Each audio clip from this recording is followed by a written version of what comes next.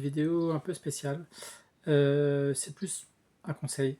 Alors déjà, si vous aimez les vidéos, abonnez-vous, commentez, ça fait toujours plaisir.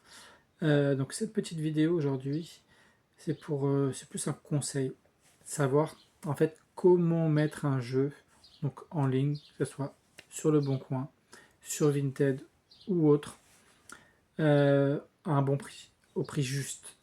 Et bien en fait, tout simplement, il y a beaucoup de gens qui vont vous dire il faut aller sur un site qui référencie les prix, machin, ceci, cela. En fait, vous embêtez pas. Vous allez, imaginons sur Vinted, vous tapez le nom du jeu et vous voyez un peu déjà ce qu'il en ressort. Tout simplement.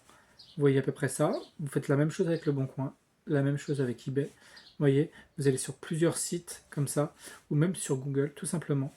Vous tapez le nom du jeu et vous voyez ce qu'il en ressort. Si vous voyez qu'il y a des offres entre 40, 50, 60, et ben 50 euros, je pense que c'est un prix correct. En fait, il ne faut pas trop être gourmand avec les jeux. En fait, je vous explique pourquoi. Par exemple, ce jeu-là, c'est un jeu que j'ai essayé de mettre en vente sur Internet. Il y a quelques années de ça. J'ai essayé de le mettre en vente et j'ai pas regardé. J'ai pas regardé un peu la cote. Parce que ce jeu-là, il est assez spécial à trouver.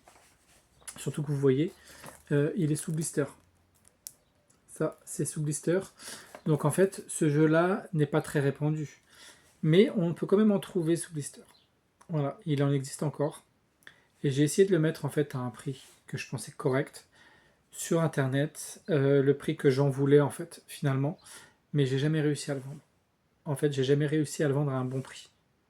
Donc bah, en fait, je l'ai retiré. Et du coup, je le ne mettrai plus en vente. En fait, j'ai été un peu déçu. Vous voyez de la cote, un petit peu comment ça se passait. Donc j'ai préféré le retirer. Mais voilà, j'ai regardé un peu sur Google ce qu'il en ressortait. Voilà.